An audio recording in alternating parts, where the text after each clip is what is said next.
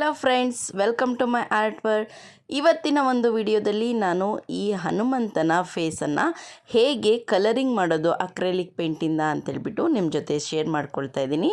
ಬನ್ನಿ ಸ್ಟಾರ್ಟ್ ಮಾಡ್ತಾ ಹೋಗೋಣ. ಮೊದಲು ನಾನು ಇಲ್ಲಿ ಲೈನ್ಸ್ಗಳಿದೆಯಲ್ಲ ಅಲ್ಲೆಲ್ಲ ನಾನು ಡಾರ್ಕ್ ಬ್ರೌನ್ ಕಲರಿಂದ ನಾನು ಲೈನ್ಸ್ಗಳನ್ನು ಹಾಕ್ಕೊಳ್ತಾ ಇದ್ದೀನಿ. ಯಾಕಂದರೆ ಅದ್ರ ಮೇಲೆ ಲೈಟ್ ಕಲರ್ ಹಾಕಿದ್ರು ಅದು ಕಾಣಿಸುತ್ತೆ. ಹಾಗಾಗಿನೇ ಡಾರ್ಕ್ ಕಲರನ್ನು ಮೊದಲು ಅದನ್ನು ಲೈನ್ಸ್ಗಳನ್ನು ಹಾಕ್ಕೊಬಿಡ್ತೀನಿ. ಪೇಂಟಿಂಗ್ ಸ್ಟಾರ್ಟ್ ಮಾಡೋಕ್ಕಿಂತ ಮುಂಚೆ ಯಾರಿಗೆಲ್ಲ ನನ್ನ ಪೇಂಟಿಂಗ್ ಇಷ್ಟ ಆಗುತ್ತೋ ಅವರೆಲ್ಲ ಲೈಕ್ ಮಾಡಿ, ಹಾಗೆಯೇ ಸಬ್ಸ್ಕ್ರೈಬ್ ಮಾಡ್ಕೊಳ್ಳದೆ ನೋಡ್ತಾ ಇದ್ದರೆ ಸಬ್ಸ್ಕ್ರೈಬ್ ಮಾಡ್ಕೊಳ್ಳಿ, ಪಕ್ಕದಲ್ಲಿರೋ ಬೆಲ್ ಬಟನನ್ನು ಕ್ಲಿಕ್ ಮಾಡಿ. ಡಾರ್ಕ್ ಬ್ರೌನನ್ನು ಅಪ್ಲೈ ಮಾಡಾದಮೇಲೆ ಅದಕ್ಕೆ ಸ್ವಲ್ಪ ವೈಟ್ ಕಲರನ್ನು ಮಿಕ್ಸ್ ಮಾಡ್ಕೊಂಡು ಅದ್ರ ಮೇಲೆಲ್ಲ ಫುಲ್ಲು ನಮಗೆ ಯಾವ್ಯಾವ ಜಾಗದಲ್ಲಿ ಬ್ರೌನ್ ಕಲರ್ ಬೇಕಲ್ಲ ಅಲ್ಲೆಲ್ಲ ಅಪ್ಲೈ ಮಾಡ್ಕೊಳ್ತಾ ಇದ್ದೀನಿ. ಮೊದಲು ಹಾಕಿದ್ದು ಬ್ರೌನ್ ಕಲರು ಹಾಗೇ ಉಳಿಯುತ್ತೆ. ಆಮೇಲೆ ನಾವು ಮತ್ತೆ ಹೈಲೈಟ್ ಮಾಡಲಿಕ್ಕೆ ತುಂಬಾ ಈಸಿಯಾಗಿ ಕಾಣಿಸುತ್ತೆ. ಲೈಟ್ ಎಫೆಕ್ಟ್ ಎಲ್ಲೆಲ್ಲಿ ಬಂದಿದೆಯೋ ಅಲ್ಲೆಲ್ಲ ಸ್ವಲ್ಪ ವೈಟ್ ಕಲರನ್ನು ಮಿಕ್ಸ್ ಮಾಡ್ಕೊಂಡು ಲೈಟ್ ಕಲರ್ ಮಾಡ್ಕೊಂಡು ಅಪ್ಲೈ ಮಾಡ್ತಾ ಹೋಗಬೇಕು. ಎಲ್ಲೆಲ್ಲ ಶ್ಯಾಡೋ ಬಿದ್ದಿದೆಯೋ ಅಲ್ಲೆಲ್ಲ ಡಾರ್ಕ್ ಕಲರ್ನ ಅಪ್ಲೈ ಮಾಡಿದ್ರೆ ನಮ್ಮ ಪೇಂಟಿಂಗ್ ರಿಯಲಿಸ್ಟಿಕ್ ಆಗಿ ಬರುತ್ತೆ. ಹಾಗೆಯೇ ಸ್ವಲ್ಪ ಡೀಟೇಲ್ ವರ್ಕ್ ಬೇಕು ಅಂತೇಳಿದ್ರೆ ಸ್ವಲ್ಪ ಸೂಕ್ಷ್ಮವಾಗಿ ನಮ್ಮ ರೆಫರೆನ್ಸ್ ಬುಕ್ ಪಿಕ್ಚರನ್ನು ಅಬ್ಸರ್ವ್ ಮಾಡ್ತಾ ಎಲ್ಲೆಲ್ಲಿ ಹೈಲೈಟ್ ಕೊಡಬೇಕು, ಎಲ್ಲೆಲ್ಲಿ ಡಾರ್ಕ್ನೆಸ್ ಕೊಡಬೇಕು ಅಂತೇಳ್ಬಿಟ್ಟು ಮಾಡ್ತಾ ಹೋದರೆ ಮಾತ್ರನೇ ರಿಯಲಿಸ್ಟಿಕ್ ಆಗಿ ಕಾಣಿಸುತ್ತೆ. ಹೈಲೈಟ್ ಮಾಡಬೇಕು, ಶ್ಯಾಡೋ ಕ್ರಿಯೇಟ್ ಮಾಡಬೇಕು, ಹೈಲೈಟ್ ಮಾಡಬೇಕು, ಶ್ಯಾಡೋ ಕ್ರಿಯೇಟ್ ಮಾಡಬೇಕು. ಹೀಗೆ ಮಾಡ್ತಾ ಹೋದರೆ ನಮ್ಮ ತಲೆಯ ಭಾಗ ಕಂಪ್ಲೀಟ್ ಆಗುತ್ತೆ. ಈ ರೀತಿ ಮಾಡೋದ್ರಿಂದ ನಮ್ಮ ಹೇರ್ಸ್ ಭಾಗ ಇದೆಯಲ್ಲ ಅದು ತುಂಬಾ ರಿಯಲಿಸ್ಟಿಕ್ ಆಗಿ ಕಾಣಿಸುತ್ತೆ. ತಲೆಯ ಭಾಗ ಕಂಪ್ಲೀಟ್ ಆದಮೇಲೆ ಮುಖದ ಭಾಗ ಮಾಡಬೇಕು. ಇಲ್ಲಿ ನಾನು ಫೇಸನ್ನು ಕಲರಿಂಗ್ ಮಾಡೋಕ್ಕೋಸ್ಕರ ಸ್ವಲ್ಪ ಯೆಲ್ಲೋ ಕಲರು, ಸ್ವಲ್ಪ ರೆಡ್ ಕಲರು, ವೈಟ್ ಕಲರು, ಸ್ವಲ್ಪ ಆರೆಂಜ್ ಕಲರು, ಸ್ವಲ್ಪ ಬ್ಲೂ ಕಲರ್ ಇಷ್ಟನ್ನು ಮಿಕ್ಸ್ ಮಾಡ್ಕೊಂಬಿಟ್ಟು ಫೇಸಿಗೆ ಅಪ್ಲೈ ಮಾಡ್ತಾ ಹೋಗ್ತೀನಿ. ಸ್ವಲ್ಪ ಆರೆಂಜಿಶ್ ಎಲ್ಲೆಲ್ಲಿದೆಯೋ ಅಲ್ಲೆಲ್ಲ ಆರೆಂಜ್ ಜಾಸ್ತಿ ಮಿಕ್ಸ್ ಮಾಡ್ತಾ ಹೋಗಬೇಕು. ಹಾಗೆ ಹೈಲೈಟ್ ಎಲ್ಲೆಲ್ಲಿದೆಯೋ ಲೈಟ್ ಎಫೆಕ್ಟ್ ಎಲ್ಲೆಲ್ಲಿ ಬಿದೆಯೋ ಅಲ್ಲೆಲ್ಲ ವೈಟ್ ಕಲರನ್ನು ಮಿಕ್ಸ್ ಮಾಡ್ತಾ ಹೋಗಬೇಕು. ಹಾಗೆಯೇ ಶ್ಯಾಡೋ ಕ್ರಿಯೇಟ್ ಮಾಡಲಿಕ್ಕೆ ಸ್ವಲ್ಪ ಆರೆಂಜಿಶ್ ಜಾಸ್ತಿನೇ ಅಪ್ಲೈ ಮಾಡ್ತಾ ಹೋಗಬೇಕು. ಹೀಗೆ ಮಾಡೋದ್ರಿಂದ ನಮ್ಮ ಫೇಸು ಸ್ವಲ್ಪ ರಿಯಲಿಸ್ಟಿಕ್ ಆಗಿ ಕಾಣಿಸುತ್ತೆ.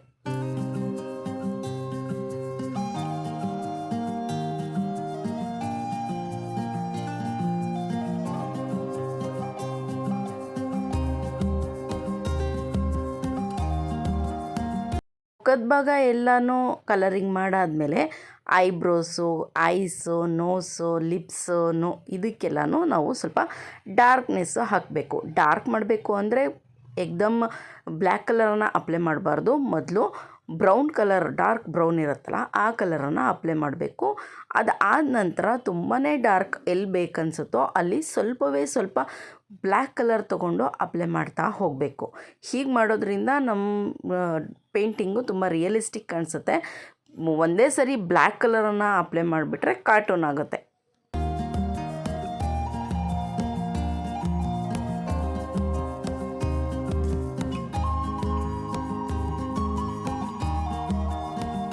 ರುದ್ರಾಕ್ಷಿ ಮಣಿ ಎಲ್ಲೆಲ್ಲಿ ಬರುತ್ತಲ್ಲ ಅಲ್ಲೆಲ್ಲ ಸ್ವಲ್ಪ ಬ್ರೌನ್ ಕಲರನ್ನು ಜಾಸ್ತಿ ಅಪ್ಲೈ ಮಾಡಬೇಕು.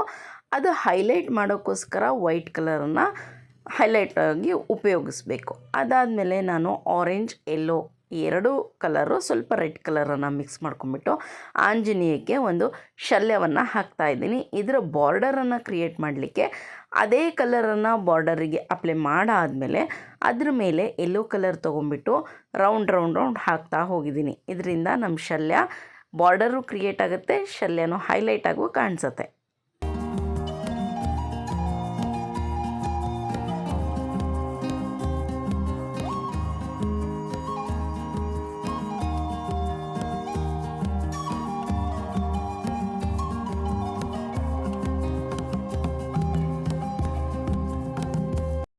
ಎರಡೂ ಕೈಗಳಿಗೆ ನಾನು ಸ್ಕಿನ್ ಟೋನನ್ನು ಅಪ್ಲೈ ಮಾಡ್ತಾ ಹೋಗಿದ್ದೀನಿ.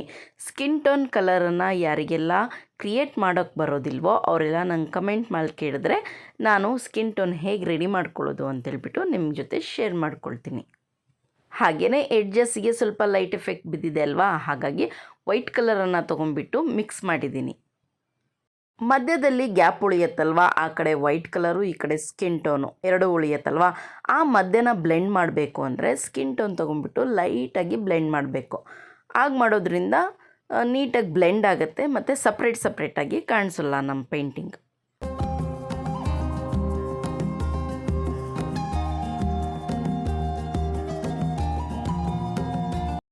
ಕೈಗೆಲ್ಲ ನಾವು ಸ್ಕಿನ್ ಟೋನನ್ನು ಅಪ್ಲೈ ಆದಮೇಲೆ ಆಂಜನೇಯಂಗೆ ಹೇರ್ಸ್ ಇರುತ್ತಲ್ವಾ ಕೈಗಳ ಮೇಲೆ ಕಾಲುಗಳ ಮೇಲೆ, ಅದನ್ನು ಕ್ರಿಯೇಟ್ ಮಾಡ್ತಾಯಿದ್ದೀನಿ.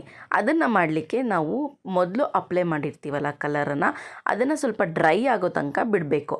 ಮೇಲೇ ಅಪ್ಲೈ ಮಾಡಬಾರ್ದು. ಸ್ವಲ್ಪ ಡ್ರೈ ಆದ ನಂತರ ವೈಟ್ ಕಲರನ್ನ ತೊಗೊಂಡ್ಬಿಟ್ಟು ಹೇರ್ ಸ್ಟ್ರೋಕ್ಸನ್ನು ಮಾಡ್ತಾ ಹೋಗಬೇಕು. ಯಾವ್ಯಾವ ಡೈರೆಕ್ಷನಲ್ಲಿದೆ ಅಂತೇಳಿ ರೆಫರೆನ್ಸ್ ಪಿಕ್ಚರಲ್ಲಿ ಅಬ್ಸರ್ವ್ ಮಾಡಿಬಿಟ್ಟು ಅದೇ ರೀತಿ ವೈಟ್ ಕಲರನ್ನು ತೊಗೊಂಡ್ಬಿಟ್ಟು ತುಂಬ ತೆಳುವಾದ ಬ್ರಷನ್ನು ತೊಗೊಂಡ್ಬಿಟ್ಟು ಹೇರ್ಸನ್ನು ಕ್ರಿಯೇಟ್ ಮಾಡ್ತಾ ಹೋಗಬೇಕು.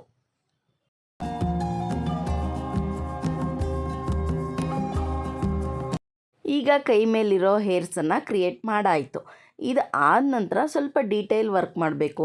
ಕೈಗಳ ಉಗುರು, ಆಮೇಲೆ ಅದಕ್ಕೆ ಉಂಗುರ, ಆಮೇಲೆ ಅದಕ್ಕೆ ಶ್ಯಾಡೋ ಎಲ್ಲೆಲ್ಲಿರುತ್ತೆ ಅದೆಲ್ಲ ನೋಡಿಬಿಟ್ಟು ಸ್ವಲ್ಪ ಲೈಟಾಗಿ ಅಪ್ಲೈ ಮಾಡ್ತಾ ಹೋಗಬೇಕು. ಇದಕ್ಕೆ ನಾವು ಕ್ರಿಯೇಟ್ ಮಾಡಲಿಕ್ಕೆ ಸ್ವಲ್ಪ ತೆಳುವಾದ ಬ್ರಷನ್ನೇ ಯೂಸ್ ಮಾಡಬೇಕು. ತುಂಬ ದಪ್ಪ ಇರಬಾರ್ದು ಬ್ರಷು, ತೆಳುವಾಗಿ ಇರಬೇಕು. ಇದರಿಂದ ನಮ್ಮದು ನೀಟಾಗಿ ತೆಳುವಾಗಿ ಬರುತ್ತಲ್ಲ, ಹಾಗೆ ಚೆನ್ನಾಗಿ ಕಾಣಿಸುತ್ತೆ. ಆಮೇಲೆ ರುದ್ರಾಕ್ಷಿ ಎಲ್ಲೆಲ್ಲಿದೆಯೋ ಅಲ್ಲೆಲ್ಲ ನಾನು ಡಾರ್ಕ್ ಬ್ರೌನ್ ಕಲರ್ ತೊಗೊಂಡ್ಬಿಟ್ಟು ರುದ್ರಾಕ್ಷಿಗೆ ರೌಂಡ್ ಹಾಕ್ತಾ ಹೋಗ್ತಾಯಿದ್ದೀನಿ. ಈ ರೌಂಡ್ ಆದ ನಂತರ ಇದನ್ನು ಸ್ವಲ್ಪ ಹೈಲೈಟ್ ಮಾಡಬೇಕಲ್ವ. ಈ ಹೈಲೈಟ್ ಮಾಡೋಕ್ಕೋಸ್ಕರ ಇದ್ರ ಹಿಂದೆನೇ ಮಾಡಬಾರ್ದು. ಸ್ವಲ್ಪ ಅದೆಲ್ಲ ಡ್ರೈ ಆಗ್ಲಿಕ್ಕೆ ಬಿಡಬೇಕು, ಒಣಗ್ಲಿಕ್ಕೆ ಬಿಡಬೇಕು. ಅದಾದಮೇಲೆ ನಾವು ವೈಟ್ ಕಲರನ್ನು ತೊಗೊಂಡ್ಬಿಟ್ಟು ಹೈಲೈಟನ್ನು ಮಾಡ್ತಾ ಹೋಗಬೇಕು.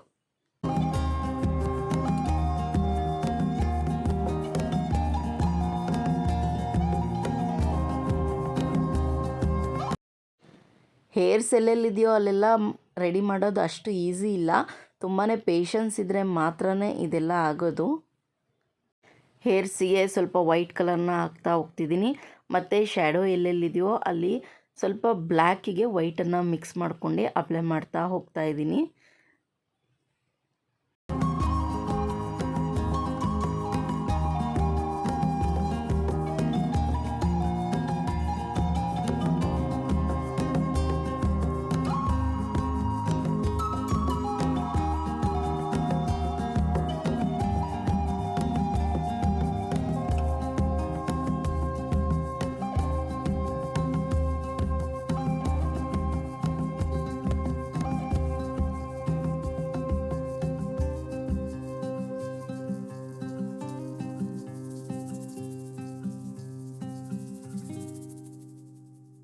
ನೋಡಿದ್ರಲ್ವ ಇಷ್ಟು ಆಂಜನೇಯ ಭಾಗವನ್ನು ಹೇಗೆ ಕಲರ್ ಮಾಡಿದ್ದೀನಿ ಅಂತೇಳ್ಬಿಟ್ಟು.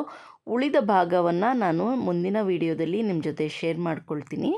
ನೀವು ಒಂದ್ಸರಿ ಫೈನಲ್ ಲುಕ್ ನೋಡೋಣ ಹಾಗೇನೆ.